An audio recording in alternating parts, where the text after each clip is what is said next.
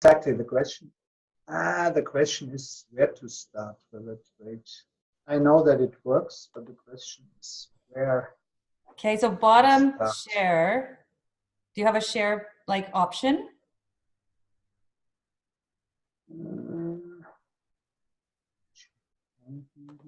Chat. Second. I think here I have something. Share. Wait. And I'm just hoping there's no problem because it's not your meeting, right? You're an attendee. So I want to make sure you have that option to share. Yeah. Oh, can you see Kirsty's this? sharing. Kirsty's sharing. Yeah, you are. Okay. Can you see this? Yes, we can see it. Yes. Okay, great. Okay, then I could manage. So sorry, you're welcome. Yep. And you know what? I just want to say one thing, Armin, that yes. I would like you to introduce yourself because I don't have like a bio for you. So just introduce yourself. Yeah, and that would be great. And let's just go from there. But thank you for coming. We really appreciate you coming to teach us about your labs. And we're really excited to learn more. Okay, so I'm going to leave it to you.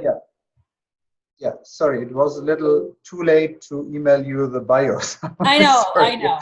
Don't worry, that is not your fault. I totally forgot to ask. So it doesn't matter. Okay. Yourself. Yeah. Okay. Yeah. If you're getting older, you have a longer story behind you, also privately and by profession. So, what is my story? I started when I was 19 years in biochemistry. It was Höchst in Frankfurt. I worked as a student there half a year, and I worked in clinical chemistry that time, 1982, 1984. And then I decided to study pharmacy. But that was a little too chemical for myself because in pharmacy, you don't see patients. And after that, I studied medicine for 6 years. It's in Germany, the study we are doing to get medical doctor. That was 6 years or 6.5 years. I needed a little longer to do my PhD that time. And after that, I said, okay, I want to get more into laboratory diagnostic methods back to correlate with patient symptoms. And then I decided to do a special qualification. It's in Germany, named Specialist for Laboratory Medicine. That needs another 4 or 5 years. So you need to work in microbiology, immunology, hormones, also, internal medicine. I worked 2 years in oncology and gastroenterology in hospital with very acute heart attacks and so. So we need a good qualification for that. And the outcome was then that I decided to go into bigger laboratory group in Germany and Europe. It's now the biggest one, the SynLab group. That was in 2096. And that time I found the tick testings. We started a campaign with tick testings with the SynLab group in 2001. That's now nearly 17 years ago. So it was not so common to test the ticks for Borrelia, but we didn't know that time about the co-infections in the ticks. And in 2005, I had a patient, which was a very interesting case with multiple sclerosis. And the patient, I tested with the ELISpot test for the SynLab group, and the patient was positive for Borrelia. And doctor called me, maybe she could suffer from neuroborreliosis. I said, no, that's impossible. That by my education, it's not possible that you suffer from multiple sclerosis, which is neuroborreliosis. That's completely different stuff. Okay, the antibodies in this spinal fluid in this patient were completely negative. And the patient was treated by the doctor for neuroborreliosis, and the patient got 100% healthy till nowadays. So you would say healed for 12 years from this multiple sclerosis. And so that changed completely, more and more my clinical picture about multiple sclerosis. What is multiple sclerosis? What can be the reason for it? We can discuss later. And then I founded it's a scoliosis clinic, a Lyme disease clinic in 2006 with a partner in Augsburg. And I saw a lot of patients misdiagnosed with chronic Lyme disease. I went to ILADS for training courses, 2006 with the young Boruscano, Horowitz that time. And so I learned a lot from American specialists about that. I was completely unexperienced that time about co-infections. Nobody informed me about here in Germany. What is co-infection? What is it? So after that, I decided in 2000 or 4 years ago to do my own laboratory to separate from this clinic, because I think a laboratory should be independent from a clinic. Laboratories give services and advice doctors all over the world. And that was my challenge, to establish our own laboratory. Now I named it Armin Labs. It's now 4 years ago. And yeah, my motto is to help so many patients as possible by best testings. What I see, if I find better testings, we can discuss later. I will choose better tests. I will try it out.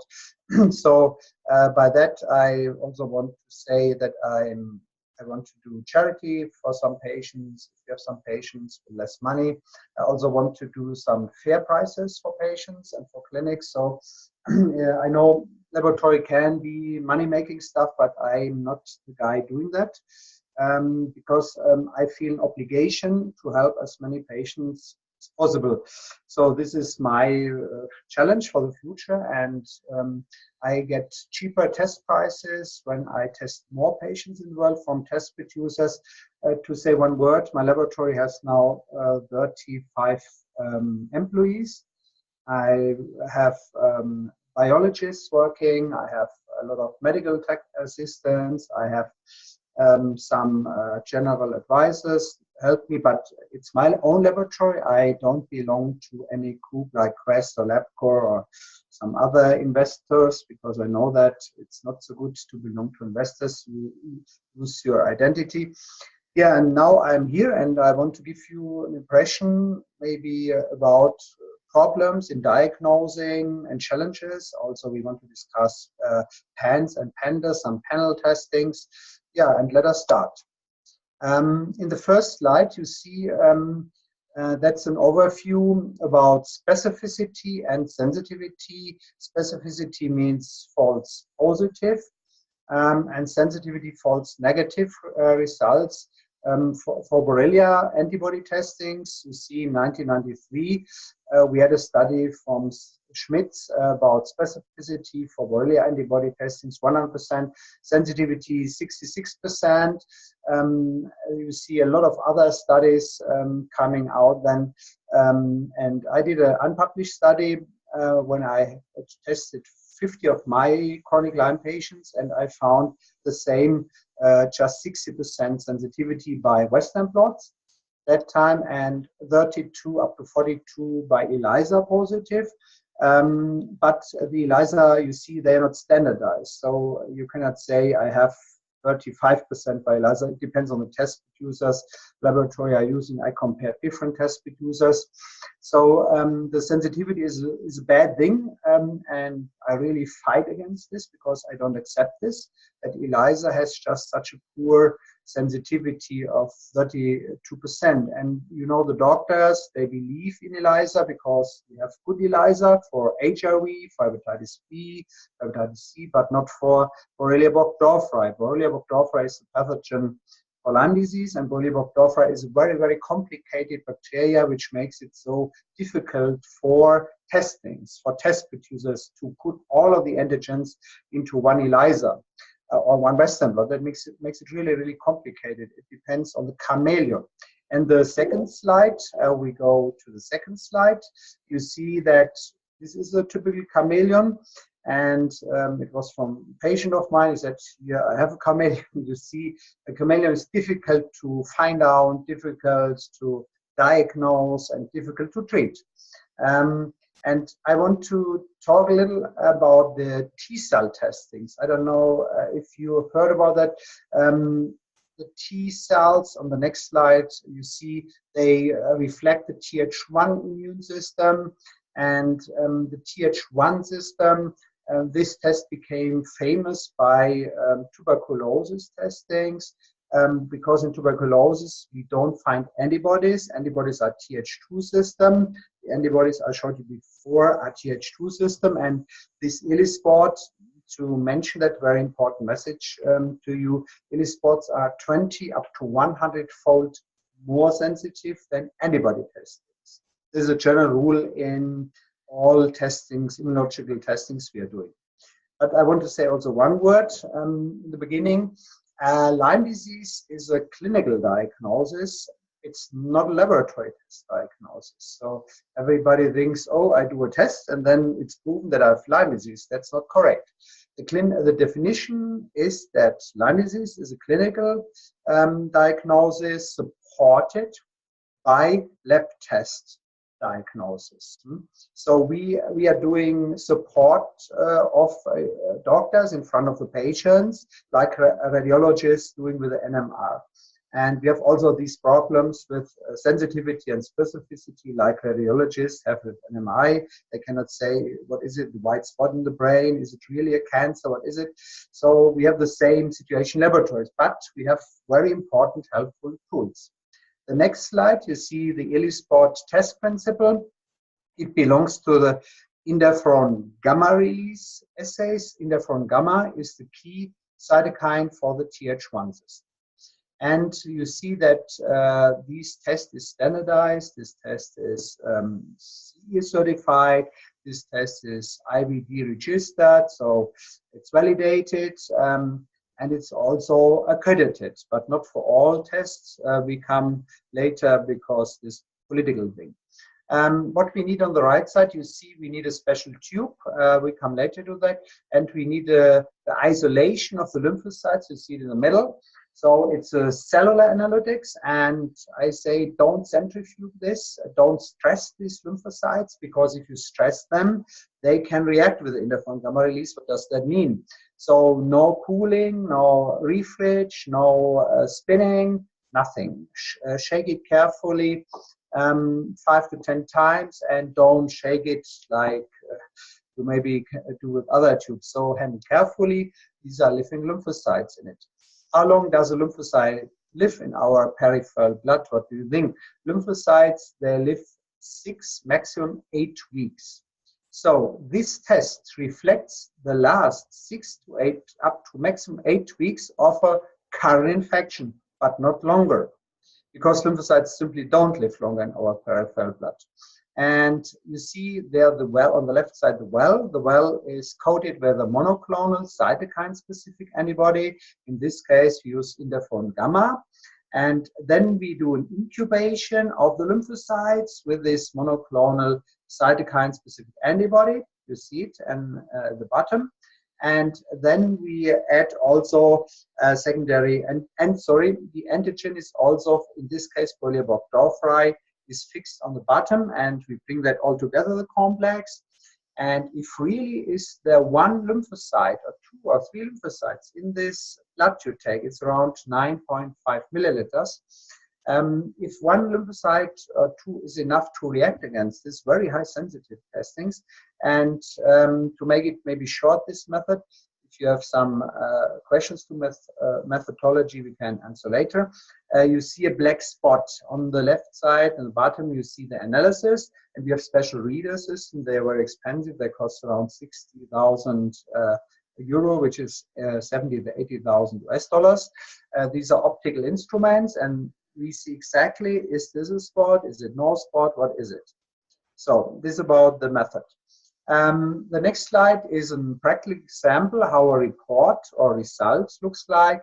The ELISpot has 3 different antigens we are using in 3 different wells, and we double check this not to bring you to false results or to unspecific reactions.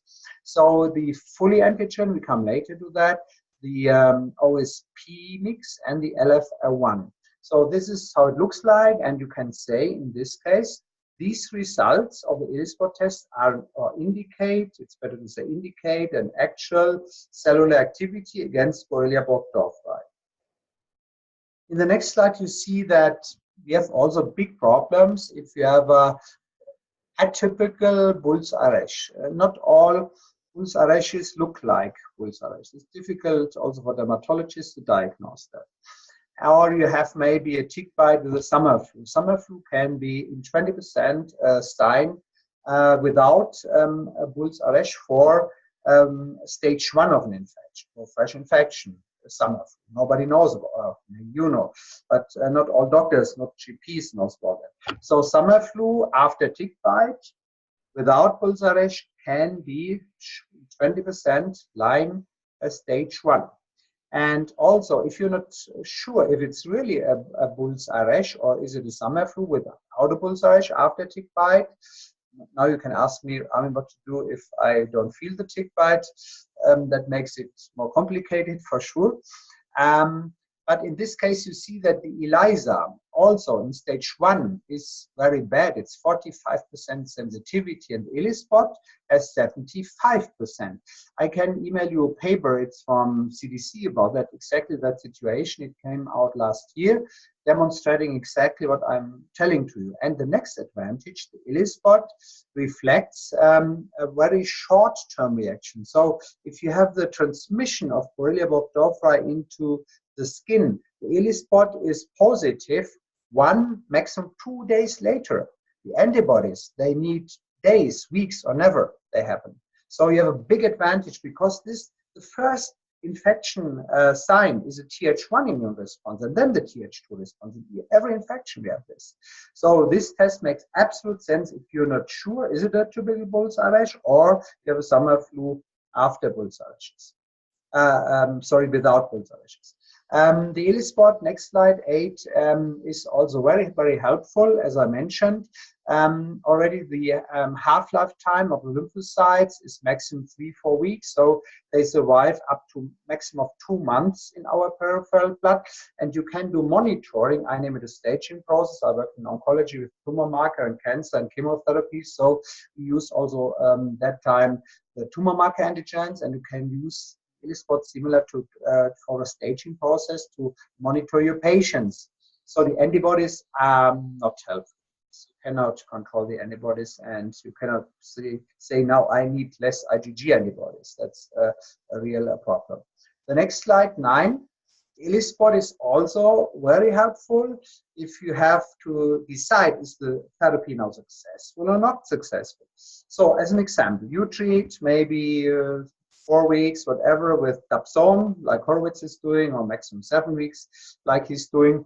You treat with a hard drug, and patient is not improving. Then you do the ELISpot, and the ELISpot shows you that it's still high.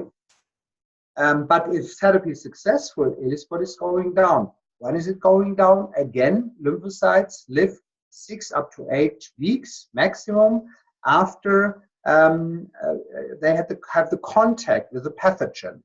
So this is correct to say in this way. Slide 10. So the FDA, they have approved this, exactly this what I have talked about in 2011 for tuberculosis. And they said in this paper, you can find it, a positive result of ELISpots against tuberculosis or Mycobacterium tuberculosis suggests that an infection is likely. A negative result suggests that an infection is unlikely. And we can get the results very, very short time. So we finish all ELISpots within maximum 2 days. It's a very, very good short information you get from laboratory. The next, now you ask, what is the specificity? That was in the beginning. I was attacked and the test was attacked. Oh, it's not specific. Yeah, but the test is high specific because the antigens we are using are the same you use in Western blots. And you have seen that Western blot is not 100% specific, but let me say 95%, 98%, 90%. It depends a little on the study you're looking at. The specificity is also an ELISpot, not the problem. And here are some studies demonstrating you that the specificity is 82%. It was studied in 2011, and in the other study in 2012, it was 100%. So then came a book about it by Lehman, and they talked about in this book, a teaching book. It was 2012. The sensitivity of ELISpot is estimated 84%. We come back later. And the specificity is 94%. So now you ask me, Armin, can I reach 100%? I want to need 100% sure. No, you cannot reach it. If you do chelation therapies, for example, chelation with EDTA infusions, they have the kidney problem to check the kidney functionality, and they do the creatinine. Creatinine has a sensitivity of 50%. 50%, we're talking about that. Not 84%. So what they're doing is cystatin C, and they try to come higher than 80-90%. So we will never reach by any test system 100% specificity and 100% sensitivity. It's surely impossible by mathematics. And the rule is that the more specific a test is, the less is the sensitivity, or vice versa. But this is really good data. But nevertheless, you will see patients with T-cellular immune deficiencies, and they break down in the immune answer, and I will mention that. We find so many viruses doing that, because after a while these patients get a Th1, Th2 disbalance, Th1 is going down, and the immune answer by the ELISpot is also going down after months, years, etc. And then they get this opportunistic situation of a lot of virus infection. So this is a study done by, the date was showed not 2107. That was a study done by Professor Jack Lambert. He will open up next month the Center of Excellence at Mater University in Dublin, in Ireland. He's originally Scottish. He's an HIV specialist, worked in the Gallup group in America, and he is using this ELISpot, and he compared this ELISpot versus IGeneX Western blots with his chronic Lyme patients in Ireland. And what he found, he compared with C6 ELISA from IGeneX in this study, and he found 84% positive. It's from 2017, last year he did this, and he found 84% positive with the ELISpot, but with the C6 from IGeneX, just 32%. And then he compared with IGeneX Western blots. He found 85% ELISpot positive, 50% IGeneX Western blots positive. And then he compared it also against ELISA, and in this case, they're using a lot IGeneX in Ireland to say that, so that he can compare this data. What does that mean? That you find a lot of patients with negative Western blots, whatever laboratory is doing that, in this case the American, and positive ELISpots, 84%, 85%, exactly the data which was done at 2012. So now back to the antigens. A test system is such a good one, what we put into a test system. You ask me now, can we find a lot of these subspecies? And I say, yes, we have the main 3 subspecies. We have Gariniae in it, Apteliae, and the American main subspecies, which is Sensu stricto. There are a lot of other ones, Lusitaniae, Bavariense, Spielmanni. This is not the dominant subspecies, but this is not in the tests. So I cannot tell you what about that. But laboratories don't offer that in the routine analysis nowadays. But I think it's good if maybe this can also mean the problem with this not 100% sensitivity or not coming to that. But what is very important, if you have a full antigen positive, in the first case it was that, so you have an immune reaction against Borrelia burgdorferi B31 reference strain. This is the Sensu stricto, which makes musculoskeletal problems. The second antigen we're using is the Borrelia burgdorferi peptide mix. It's an OSPA from Borrelia burgdorferi Sensu stricto, an OSPA from Apteliae, and OSPA from Gariniae. Why? Because the patients travel all over the world, most of them I know, and they can get infected in Switzerland or Russia, wherever. So it's better not just to look at the American subspecies Sensu stricto. And the OSPC is also outer surface protein C, and the DBPA. It's another very important recombinant, means it's a genetically produced antigen. The LFA1 is our third antigen. This is so important if you have an autoimmune disorder. So I tell all of my therapists, please, if LFA1 is positive in the ELISpot, check also for autoimmune disorders like collagenoses, rheumatoid arthritis, vasculars, because we know that Borrelia, the LFA1, is very similar to the OSPC. It's named a shared epitope. And so check this patient additionally for anti-nuclear antibodies, CCP antibodies, and the ANCA, which is a vasculitis marker, because we know also that Borrelia is doing a lot of these vasculitis problems. So the next slide will show you 15. The ELISpot is available for Borrelia burgdorferi now, for sensu stricto, Gardenia apcilia in one ELISpot. We have it now against Miyamoto, which is really a good one.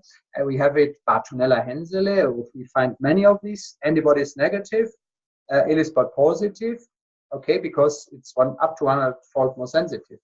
You have to find this. Babesia, we find it for Mycorrhizae. We don't have the Duncani now, but you get it. Chlamydia pneumoniae, which is really a challenge for all of us. Chlamydia trachomatis, ELISpot.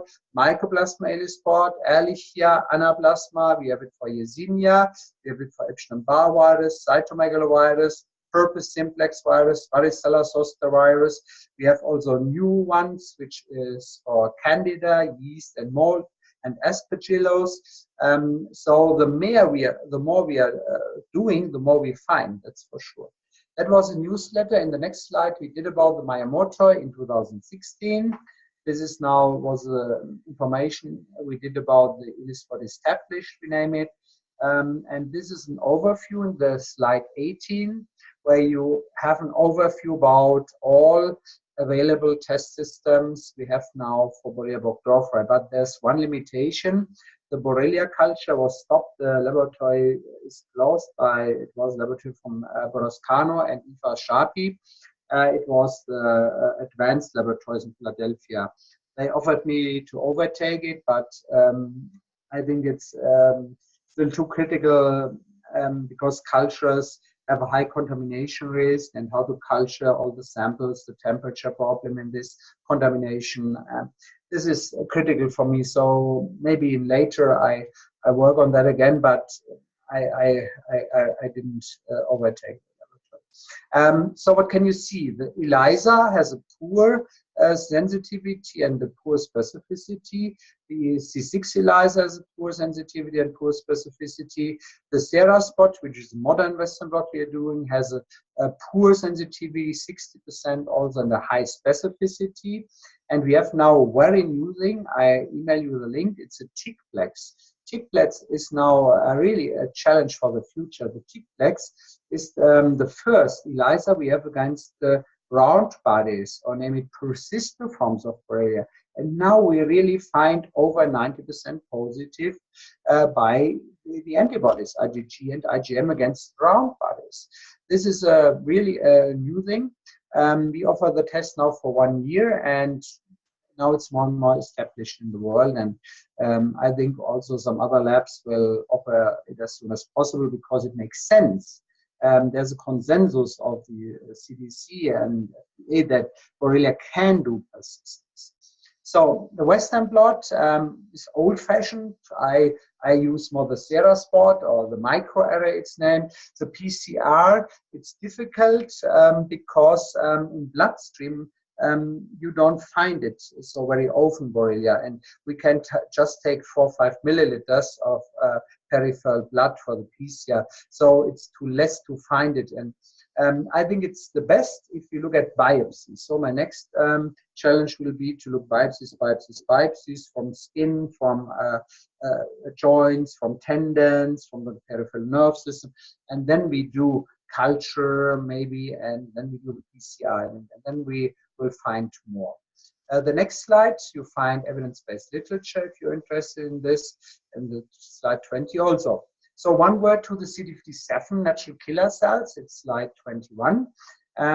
We know by Ray Stricker, a professor from San Francisco, in 2001, he did a study about CD57 cells, and it was in the ILETS guidelines. Boroscano put it to ILETS guidelines till 2009 2004, and they said the CD57 cells, it's reduced in chronic line. So the CD57 belong to the natural killer cells, and if they are low, it indicates, or it can indicate, chronic activity of Lyme disease. When the patient symptoms more than 1 year, longer than 1 year, you can say, okay, this fits to my clinical suspicion, and it can be a good monitoring marker too. The higher the better, and also if you treat your patients with a low CD57 cells, it should go over 130, 140 per microliter. The higher the better. We have also some products now from research nutritionals. It's named the transfer factors messenger or multi-immune. I don't know exactly what is in America. So we have possibilities, and we have studies for that because we know that Borrelia is suppressing the CD57 cells, but I found also some years ago that it's not high specific. We also can find chlamydia pneumonia or mycoplasma pneumonia or Bartonella. All bacteria can do low CD57 cells, but nevertheless, it's a good marker for chronic bacterial inflammation. The lower the worse, you will see it. The higher the better. Yeah. Okay, next slide. You see how it's a flow cytometry, and it's a part of the CD56 cells. And it's very important, in my opinion. It's not expensive test, but it's not high specific. Yes, here you see a practical example in the next slide, 24, that the CD57 cells are low, 68 per microliter. The reference range I and Argenix is doing is around 100. Borderline, we say 130. I'm now doing also CD3 plus cells into that panel. It's free of any costs for you because I find so many virus infections, but we can discuss later. And the CD3 cells are suppressed in chronic virus infection. And you know, all patients have multiple infections. There's not one patient with just Lyme disease.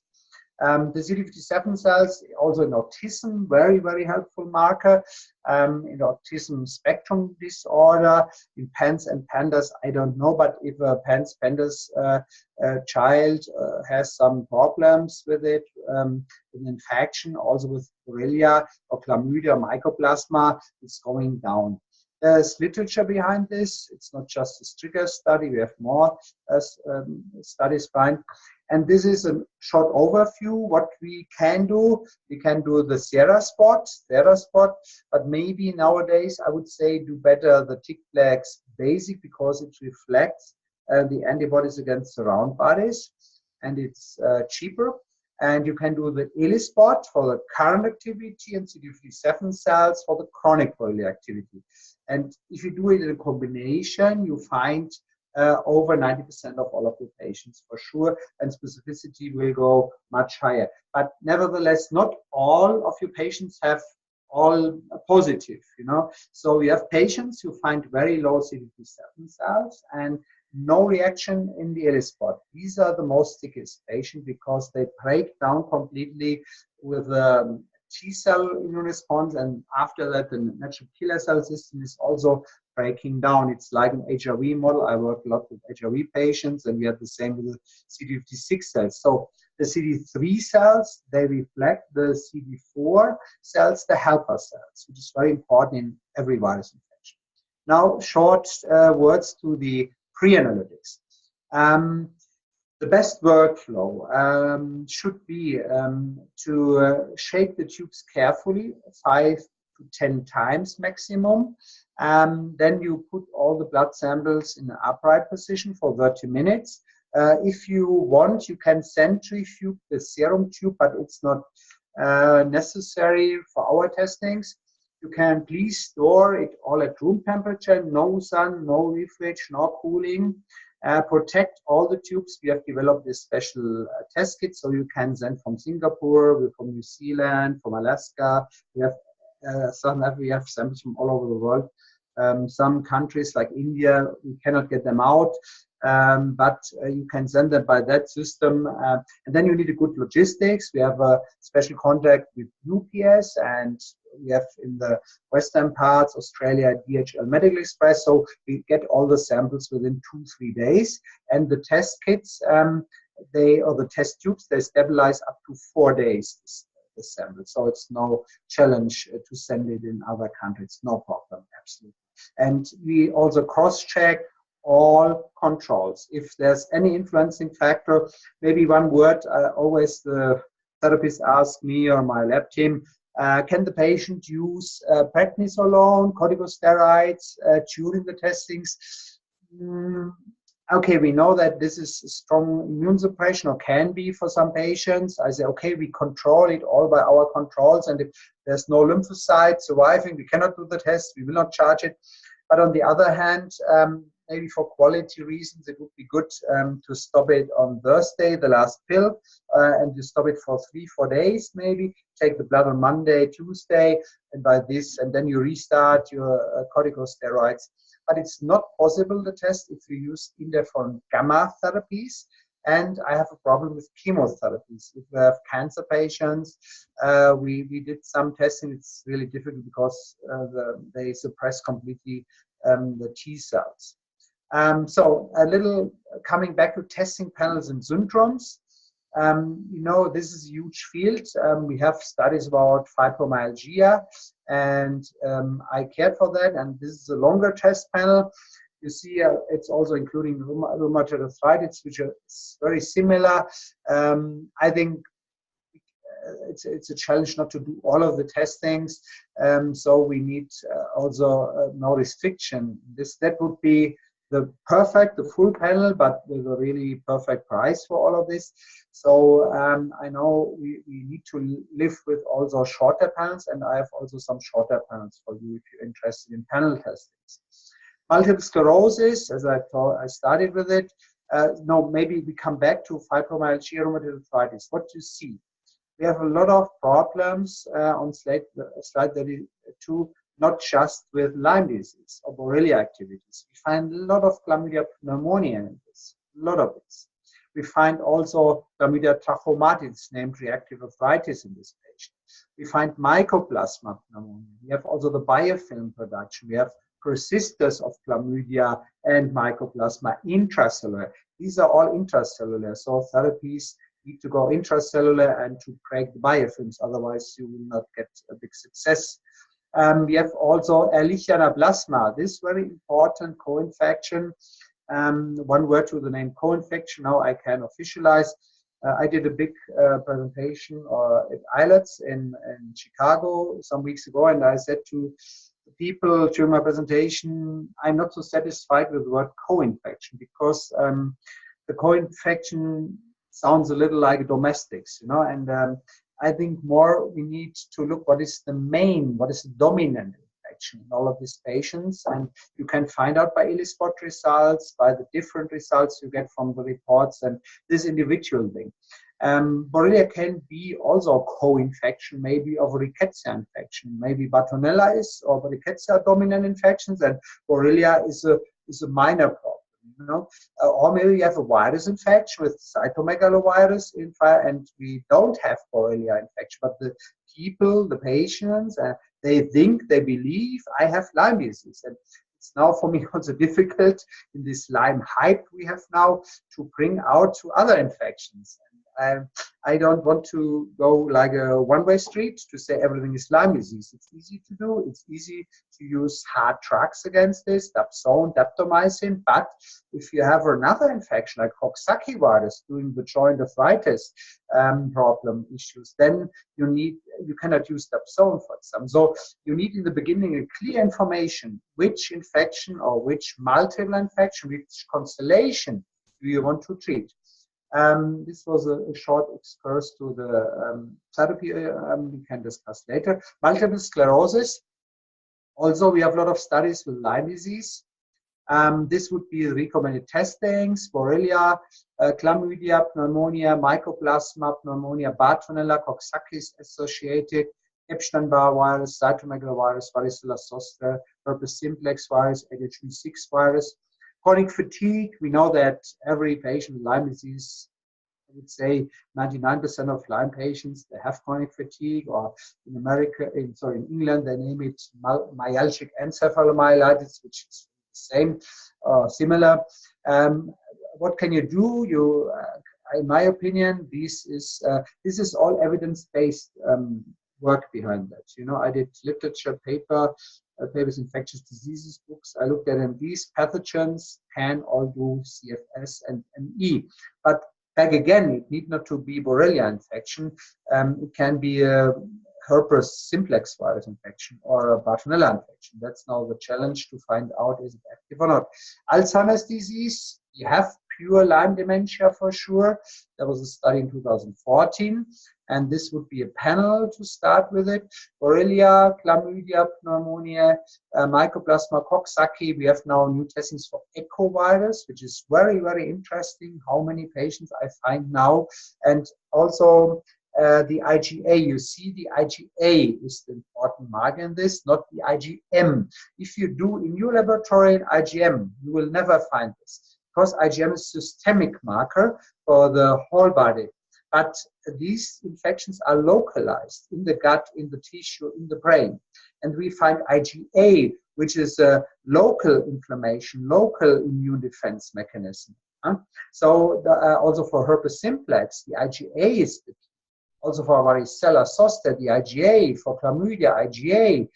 Don't do the IgM. IgM is a senseless thing. So, but for some, I don't have an IgA, to be honest. And for cytomegalovirus, we don't have an IgA test. So in most cases, I say, leave that IgM stuff, spare the money, do this ELISpot, because the viruses, they react so high in the ELISpot, you cannot imagine. Th1, so high some patients.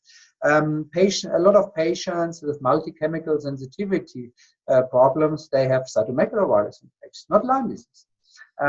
So CMV plays very, very important role with food intolerances, food allergies. It's an enterovirus. It makes heart problems, joint arthritis. The time is not there to go all in these viruses.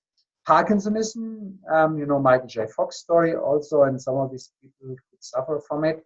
Parkinsonism panel, Borrelia, chlamydia, mycoplasma, Bartonella, coxsackie virus, EBV, CMV, varicella zoster virus. Autism, we know that a lot of multiple infection with mycoplasma and Borrelia, and this autism panel, Borrelia, chlamydia, mycoplasma, Bartonella, coxsackie, EBV, CMV, and ASL titer. I have also a panel for PANS and PANDAS. I can email you that panel. It's in another, or you can go through it if you want to do that. I did a presentation with Bob Bransfield in London last weekend. We met Judy Closhi, Bob Bransfield, and Cunningham. Madeleine Cunningham is a Cunningham panel. So we also find now more and more together with the autoimmune disorders and these infections. What does it mean? Multiple infections or multiple symptoms, multiple infections? And I can say yes. So every of your patients you will see has multiple infections with chronic conditions. Maybe it started with the transmission of Borrelia, and afterwards the menu is coming. Or Borrelia was not transmitted, rickettsia was transmitted, and the menu is coming later. What does it mean? Not treating, what happens? Th1, Th2 disbalance. What happens? ATP intracellular going down. What happens? Viruses starting very high reactions, lymphatic systems, sore throat, etc. So in this overview, you see that a symptom is not specific for an infection, for sure. The symptom is not specific. But the combination of different symptoms make an illness more or higher probable. The probability is higher the more symptoms you have for an illness. That's the same in chronic infections or acute infections, whatever. So what we see, a lot of Borrelia infection, but we find also a lot of chlamydia infections. But we found a lot of combinations of both, multiple infections, Borrelia and chlamydia. We find mycoplasma, we find Bartonella, Ehrlichia, Anaplasma, Rickettsia, Yersinia, Babesia, and we find also parasites in yeast and mold. Don't forget about this. So I developed, therefore, some years ago, a co-infection checklist, which you can use free of any cost. We can, maybe if you have 3 minutes left, we can do a practical example with it at the end. The patient fills it out, and it's now automized, and you find by the ranking exactly the co-infection checklist tell you where you should have a clinical suspicion for which co-infection. You know, the word co-infection is not so correct, so I am working now on a multiple infections disease checklist. Yes, and this is the end for the first part. Maybe I would propose, if you're interested, to go to a practical example. If you can do a link, or you can go on my website, and then I can fill out with you, or you fill it out, the co-infections checklist, because I think you should work with it.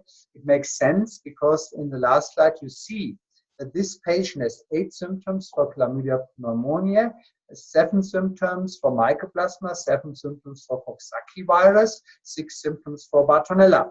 So that means on the ranking position 1 in this patient is on top chlamydia pneumoniae infection. And the more symptoms, remember back for an infection, the higher the probability you suffer from this infection. So mycoplasma is position 2, Coxsackie is position 2. I would also now check echovirus in the combination. And on position 3, Bartonella. That doesn't mean that the others are excluded, but I'm not the fan of testing for everything. You know, Horowitz, he says test for everything. It costs $20,000 or 10,000. And I think we should invest more money into the therapies for patients because they don't have billions. So my opinion is to check for the top three if the money is there. If some patients have really big issues, maybe test for position 1. But if you are interested, you also can use the panel testings. I can do some choose panels if it's easier for you. I'm more the friend of individual anamnesis, individual differentials, and individual checklists. Yeah, thank you very much for attention. And now I'm waiting for the first questions. Okay, wonderful. Thank you, Armin, for that wonderful presentation. That was, I have a ton of questions for you. How much time do you have, just so that we know when we should wrap up? I have time. You can, because I was prepared for 6. Okay. So we can talk half an hour, what you... Okay, wonderful. Okay, good thing we started early. Yay. Okay, yeah. Great. I know. I'm just going to start, and then I'll, when anybody wants to chime in, just, unmute and go ahead and ask, and I'll see when you're unmuted. Like I was saying, Armin, we have a very small group here, but we're recording it for the rest of the participants in my program, all the trainees, because everybody works and they've all got kids, and it's, so we're just recording this for them, so we might have follow-up questions, but right now, these are the ones we'll have, but I think I have plenty for you right now anyway. Okay, so you were talking about the specificity, the different kinds of testing, and I do have some specific questions about that. And one of them would be about the ELISpot, detecting chronic Lyme. Now, you said that, I think as far as you said that you use the ELISpot, but you also use it in conjunction with the IgA and you don't use IgM, you IgA and sometimes IgG. So you use the combination, is that correct? If it's available. Okay. We are internationally accredited, and I don't want to get any struggle with the authorities or with CDC that the tests are not accredited or not high quality standard. Okay. ISO internationally. So the IgA plays the most important role. Normally you do it in combination with the IgG to verify it better, because you have you can have some polyclonal stimulation of IgA immune answers, although the test is site specific, but we have that in some patients. IgG, IgA plus ELISpot, if it's available. It's not available for Borrelia, for example. We don't have an IgA, but I know that CDC is working IgA tests. Okay, so that's why you do them both. Okay, so what if, I have an example actually of someone who actually came back positive with IgM and not IG, and I think this test actually tested for, I'm just gonna look here, IgM and IgG, I believe is what their test did. And so what do you make of that? Because you don't put a lot of stock into IgM. So if there's a positive with IgM and negative IgG, then what do you make of that? Good question. IgG without IgM means former infection from the basic principle of understanding. IgM without IgG means a current fresh infection. So this is a general rule. But if you look at Lyme disease, it's chameleon. Everything is possible. We found around, in chronic patients, 6 up to 8% with isolated IgM persistence, because if you treat with doxycycline early, we name it a zero conversion. You zero convert a patient normally from IgM to IgG. That's it. No IgM, IgG former infection. Every infection should be. But in Lyme disease, interestingly, the patient, they stuck at IgM without producing IgG, and especially when you use doxycycline. This is one part of it.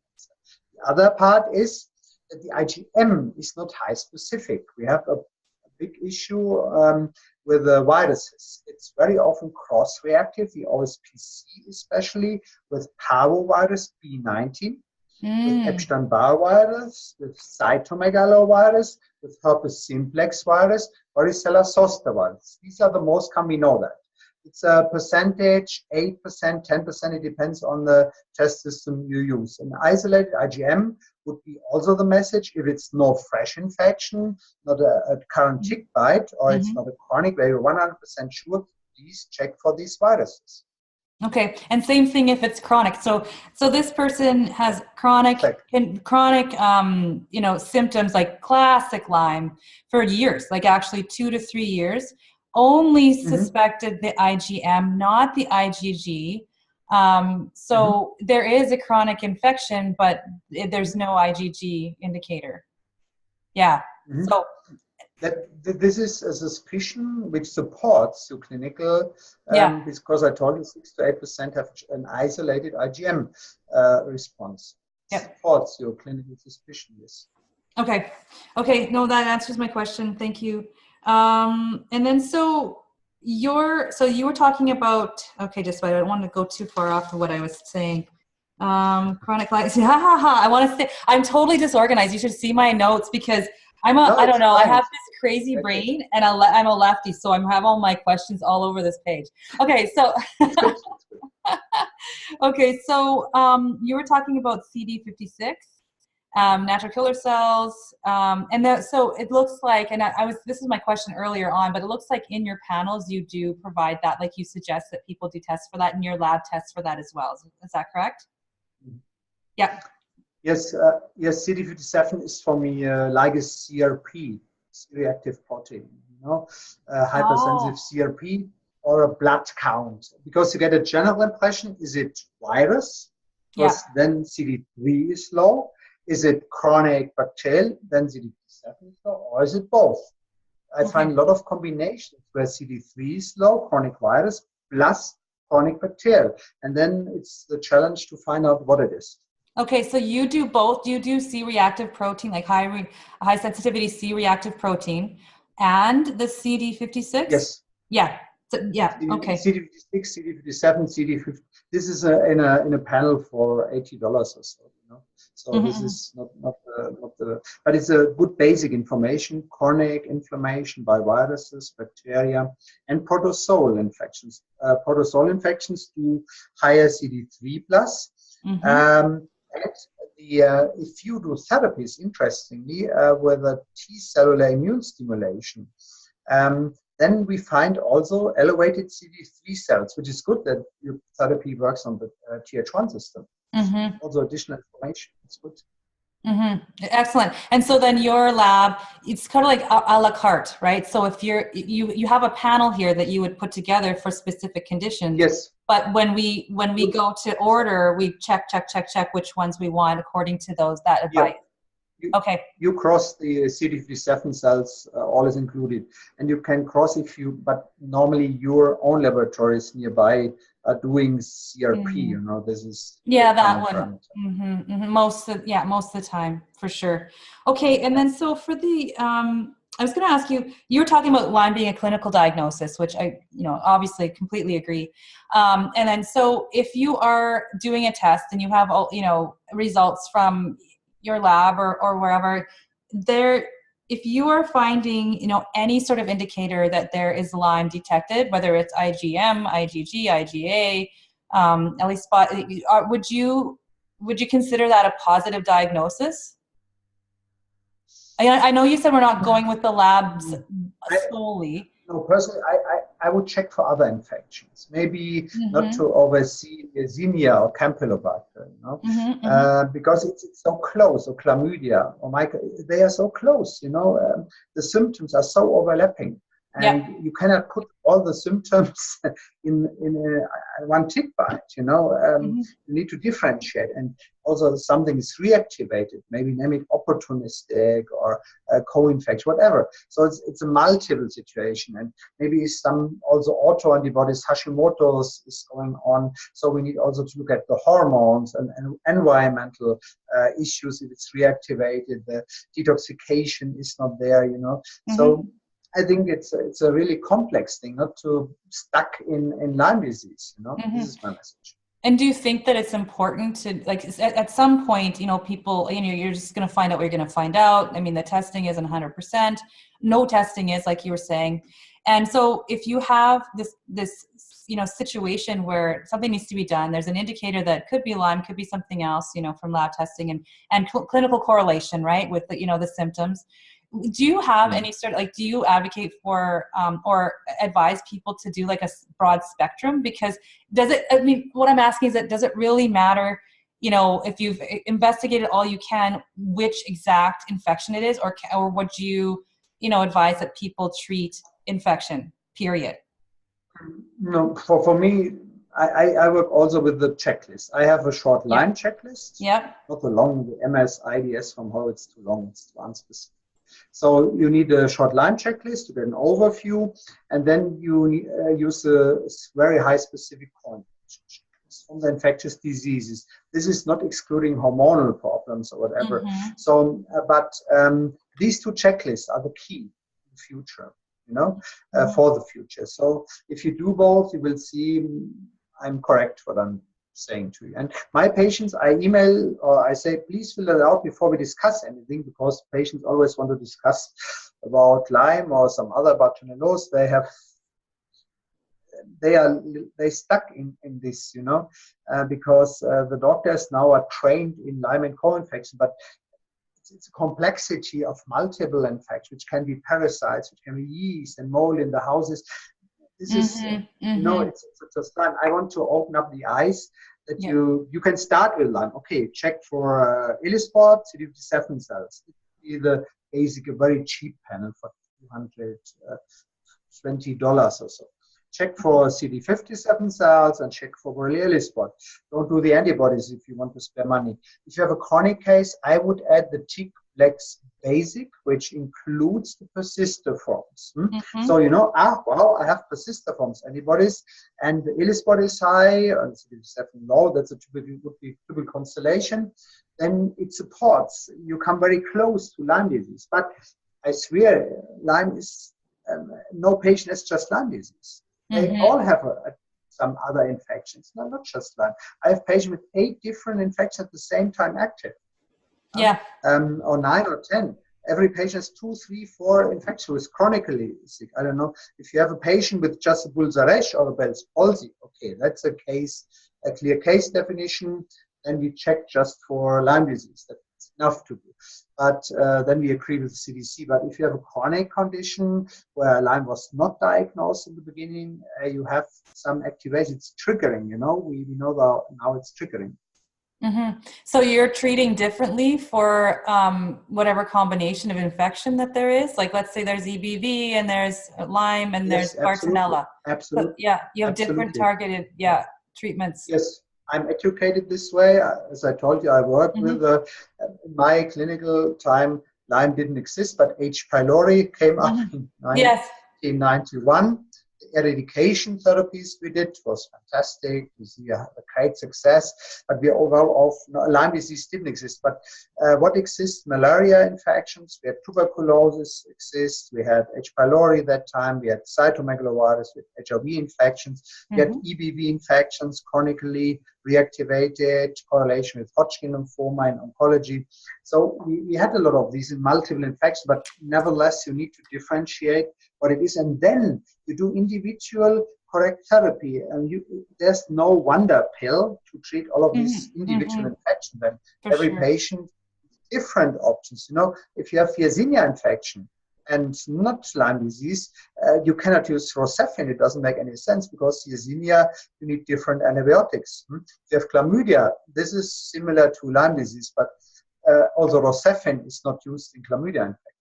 So it's important to know which infection is active in the individual patient. Otherwise, treatment is not correct, and after a while, you fail by that. You come to borderline, and latest that point, you need to think again about it. Maybe the profile, it's like profiling. The profile of the pathogens change, you know. Some is now active, the other not active.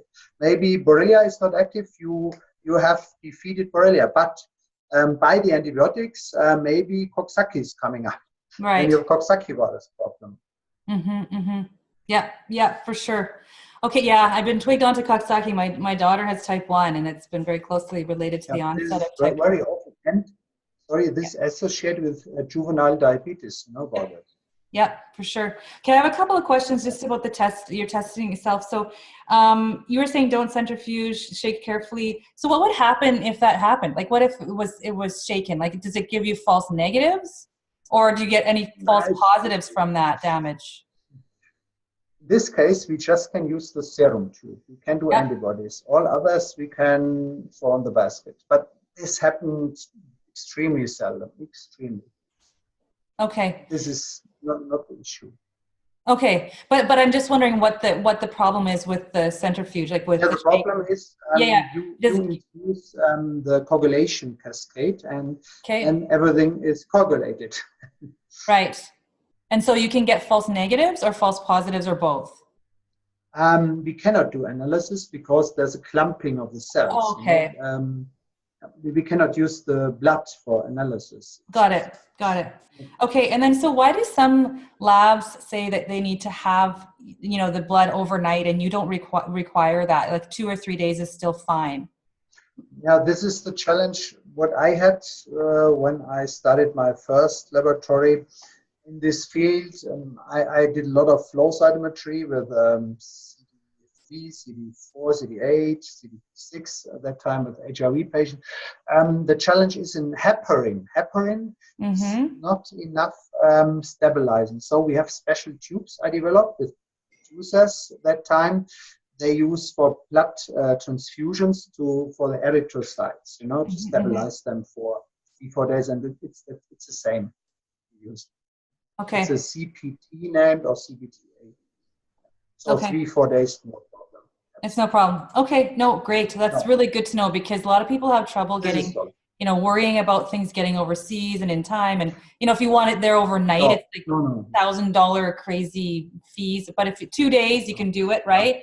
Yeah. Okay. Yes. No, that's great. If we can do that, there's no money we take for that. You know, we have a logistic program. We are a big customer of UPS in the middle of the world. You know, because UPS has the same challenge with the Olympic Games when you have the doping samples. They also transport you to Munich, to Martinsvik to check if they use some doping. You know, or if you have if you have a kidney and you donor and you need to transport the kidney somewhere, you know. So this is solved by a good logistic and a control. We have a control program. We see exactly at the customs was a problem, but we have solved that because the kit is standardized for the customs. You know, so this is not an issue. Absolutely not. Okay. Great. Okay, great. Okay, so your slide. Okay, so would you be able to share your slides with us for your presentation? Yeah, I have a lot of slides you can get. presentation with 300 slides if you're interested in the complexity of that all, How But about I this think one? this is a basic one to start with. And Yes. to come more into this field and to think about that. And nevertheless, you have individual patients in front of you. You can standardize 80% of diagnostics and therapies, but not 100%.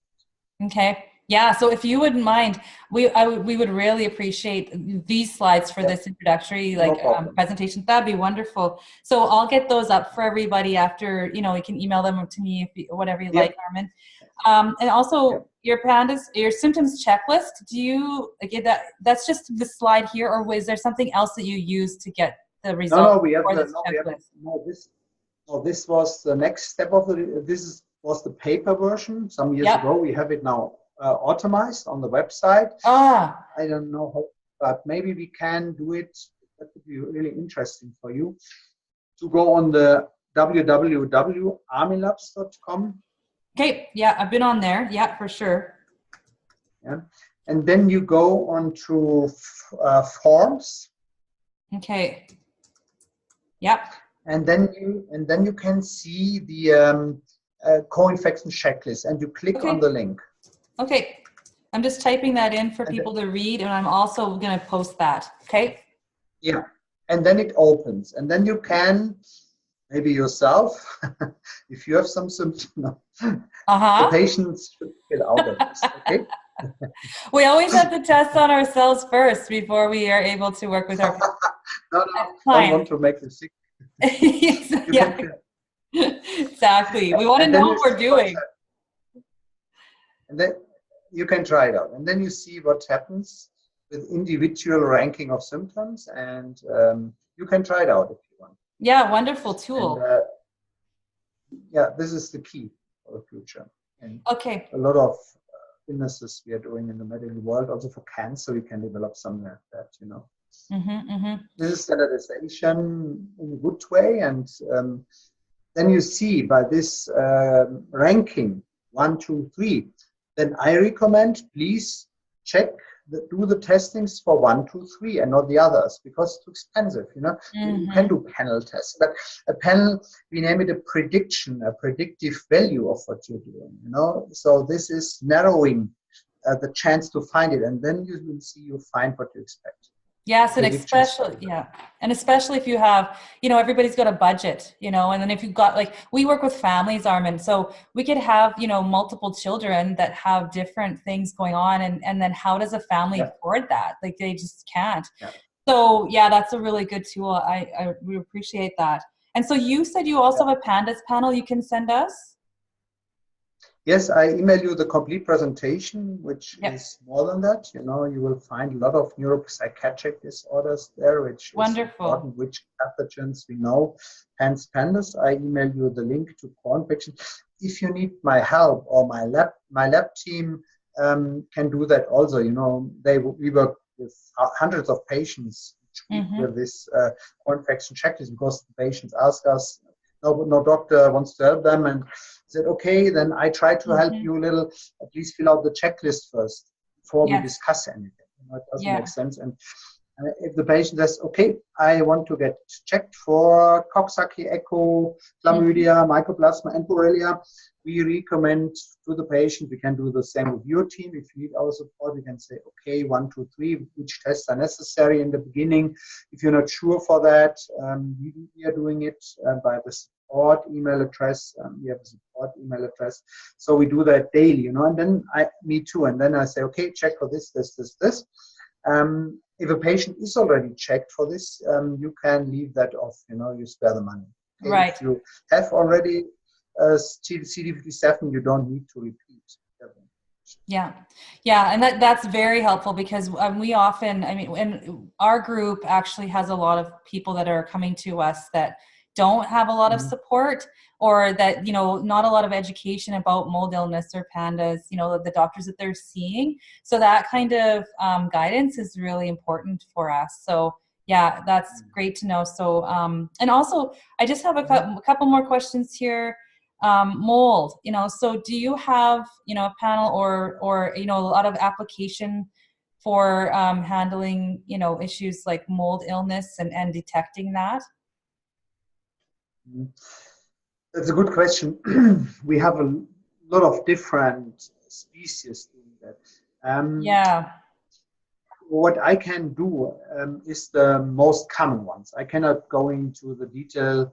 I think then it makes sense to collect in the houses. I saw it in Ireland, passive collector, what is in the individual house. And then to say, okay, in your house you have this and this and this mold. But what I think it's sensible, Aspergillus, it's the very most common we find in the world, and we have an ELI spot for that. This is also very often positive. If you don't come forward with anything, you try out the ELI spot for Aspergillus. And if you have Candida, you have a patient with long-term antibiotics. We find a lot of Candida issues in these patients, because the immune system is so suppressed and the gut is so damaged, So we find a lot of Candida infections, and so we do Candida ELI spot, which is very, very sensitive. Okay. It's Candida species. It's on the species level. This is the best. Actually, what you can do, accredited tests, certified tests. All others are home put in-house testings, and I don't want to do that because then I'm attacked immediately by authorities. So they will say, "Oh, your test is home put. Where's your certificate? Where's your data about it?" I have a problem, And I'm the focus now, so be careful. Exactly. So I just want to go back to this one thing about the IgE, reaction, saying that. So what you're saying, I just want to clarify what you were saying about that is that it could be a current Lyme infection, but it would be indicative of an infection for sure. It's just we're not sure if it's actually Lyme or if it could be other infection. Is that what you're saying? The IG. What did you mean the IG? IgM or IgE? Sorry, IgE. IgM. Sorry. IG. No. IgM. Yeah, IgM. Sorry. Sorry. Okay. IgM. IgM. Yes. Okay, got that. We have also a new tick plagues. I email you the link. It's first ELISA against Bartonella and Babesia in the world. It has also higher sensitivity than the IFA. What we find, if a patient is very sick, I discussed it with the test producer, Professor Gilbert, we find a lot of IgMs positive, but they are not specific, because we have a polyclonal stimulation. We find IgG and IgM, these are the worst case scenarios. We have, and also you can develop maybe some plasmacytoma in these cases, some paraproteinemia, so we need to be careful if somebody's, and I think also interesting, if you check the patient, it's a question of money, IgG, IgA, IgM in total, the total proteins. Because Horowitz said in islets, we have a lot of subclass deficiencies. I don't know how many, I think 80% or 17 of his patients have IgG subclass deficiencies. And if you screen by quantification, then you can see it. Okay. Basic test, like a CRP maybe. Okay. And then Anne's asking, do you recommend actual trim testing if you capture the tick? Yes, I have now with a tick tracker. I have no cooperation with tick tracker. It's a Lyme advice. No, not tick tracker. It's a young girl. It's an application in America you have where you track the ticks because we check a lot of, we do a cheap tick testings for $80, $90 for Myomotor, Rickettsia, Bartonella. So you can send the ticks. It's easy to send the tick. And then you know exactly what is in the tick. And then we have the tick tracker, the application. The tick bite was there and the tick was full of Rickettsia. Then because I think we need a warning system. And this is a warning system. We want to do that now for Europe. So tick tracker as well as testing the actual tick for what's in it. What it's infected with. Yeah, or if the money not there, please keep the tick on a Scotch film. Yeah. That it cannot run away. Yeah, exactly. Fix the tick, and then if you get sick, you can test the tick after years or 100 years. Interesting. Okay, that's good to know. Yeah, good to know. Yeah. Okay. Keep the tick. Okay, will do. And then, so does anybody have questions? Anne, Kirsty, do you have questions before we let Armin go? Okay, and she says, Anne was asking, if you get the tick, what tests should we run instead of all of them? What do you mean, Anne? I'm not quite sure what you mean. Do you know what she means, Armin? If you get the tick, what test should we I think for all co-infections, not just for Borrelia. Yes, that makes absolute sense. Yeah. For Bartonella, Ehrlichia anaplasma, Meier-Mortoi, we have in the test. We have Borrelia, we have Babesia. So check for 6. We have 6 in the test. Borrelia-Burgdorferi, complex, Meier-Mortoi, number 2. Bartonella number 3, it's on the species level, so Rickettsia species, Babesia species. So we have 6, and then you cover, I think, 90%, but we don't know. Look, there are so many different pathogens can be in a tick. We don't know. We have now the Neo-Ehrlichia mycorrhensis. It's a very brand new Rickettsia-like species. It's difficult to identify, but this is not the normal tick. But it's better to check for the most common pathogens than to do nothing. Yeah, you check for the most common. Then if you don't find it and you still have, your clients have symptoms still, you keep looking, right? Exactly. Monitoring is the key, sure. Don't leave the patient alone. And you know that bullseye rashes can happen up to 6 months later. You know, patients had a tick bite half a year ago, and then they got the bullseye, and nobody is asking for tick bite, you know? Yes, exactly. Okay. Well, all right. So I think that we've asked all our questions. And I think there was one other question.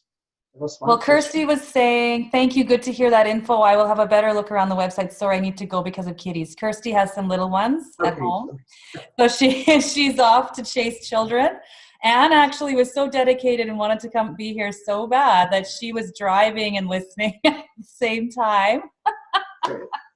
So, and then, and everybody else is at work. So we really appreciate all your time, Armin. I'm going to share this. Carla, can you hear me? And wants to say. Yes. Armin, hi. Yes. Thank you so much, Armin. It's been wonderful. I do have Hello. a question. So in terms of, let's say you're bitten by a tick. Actually, a couple years ago, my daughter was bitten, and we went to a Lyme specialist, quote unquote, in our area, who recommended that we avoid doing any blood draws until, I think it was the 4-week, so basically a month after the tick had bitten her, and then before a 6-month range, so to get the most accurate, to get a response. So if you do it too quickly, then you may not be seeing things. What's your take on that? No, this is exactly what we discussed. First of all, keep the tick, test the tick, then you know. Second, do the ELISpot. I email you also the paper about that. The ELISpot reacts really 1-2 days after that. You know, this is very high cellular infiltration. Th1. This is the first immune reaction by the ELISpot, not the antibodies. He's maybe correct for the antibodies, but he doesn't know about this. What we are doing in the T cell system. You know? He's correct in his world. Okay, thank you. And I missed some of the talk, so I'm sorry for being repetitive. Sorry. I don't think you were at all. I think that's really clarifies things quite a bit, Anne. I like that question because I think that so when you're getting advice like that from, you were saying a Lyme specialist, they're not always up to speed on the current lab testing. It's kind of like sometimes they're going with the standard of care. And Armin here is talking about the Tickplex and the ELISpot that are actually more advanced testing methods than a lot of people who claim to be specialists in the area are still actually kind of using the old stuff. Yeah. Right. How to keep ourselves updated, what is going on in the world. Exactly. Education, qualification. You're qualified, you're a Lyme specialist, but this is not the end. The story is going on. Well, hence, I mean, that's why they're, ILADS has, a yearly conference, and there's always something new to learn when you're there. So LDA does also conferences, which are really good. I went LDA, Lyme Disease Action. It was this year. LDA. In Providence, nearby Boston. It was a really good conference. or you get a lot of information what CDC is also doing. I think they are really doing something. The question is in which direction. Right. Okay. Yeah. Okay. Yes. Well, something. But so okay. Well, no comments. No comments. Yeah, I know. I think we're commenting, just not out loud. So sure. Okay. So anyway, thank you for all of that, Armin. I appreciate it so much. And thank you. Anne, do you have any more questions? You got the floor. No, I think I got it. Thank you so much. Really appreciate it. Yeah, thank you. And I email you more that if you have a quiet minute, and if you have any question, we can do a second round, no problem. Yeah. And also when you get the first reports, I think it makes sense to do it also in a, because what to do now, you know, this always our question. Now, I mean, I have a Coxsackie virus infection, maybe Lyme additionally, what to do? Can I use antibiotics? Which ones? Possible. These are, or maybe the patient got antibiotics before, or the patient got virostatics, or the patient got some immune support, some herbs, some. So I'm caring now for this one more, and I have also networks for different protocols. So it's now a good development, and personally, I think I'm more the nature fan, to say that honestly. I don't like myself the chemical weapons, I name them, the chemistry. So I like more natural pathways. And my partner, where I live together, she's a naturopath, and she treats a lot of patients with cancer, and she uses hyperthermia. I don't know if you've heard about it. She uses high-dose vitamin C, curcumin, she uses colon hydro, ozone, oxygen, intravenous acupuncture. So it depends, you know, and I did a lot of this myself. So I try also to get some own experience, how I feel with my issues. Yes. Yeah, I think we all have something in our bodies, and we control a lot with our immune system. And nutrition, the nutrition is, for me, so important. Top.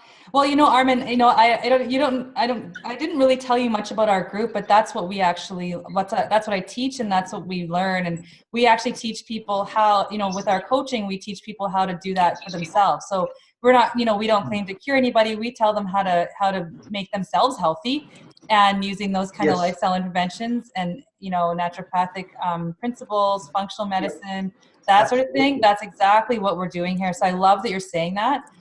Just as a side note, I actually traveled to Vienna with my aunt 2 years ago to do hyperthermia for cancer.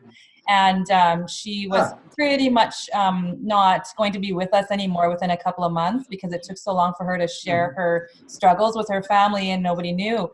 And so once we got there, it was like, nobody thought that we would return. And so we did. And she was cancer-free within 4 months. And we did all of that you're talking about. So I'm very much on board with what you're talking about. I've actually been to your neck of the woods to do that very thing. So I appreciate that. And, you know, I think we should do a part 2 if you'd like to, if you're interested in doing a protocols session and talking about all of those different preventions, right? And improving the immune system. I like that. Yeah, me too. I would like it. Wonderful. All right, let's do that. So we will plan for that. Okay. And thank you for all your time, Armin. Have a wonderful night. Carla, thank you so much. Okay. Thank you, and thank you. Okay, bye-bye. Bye. Bye-bye. Bye. Bye.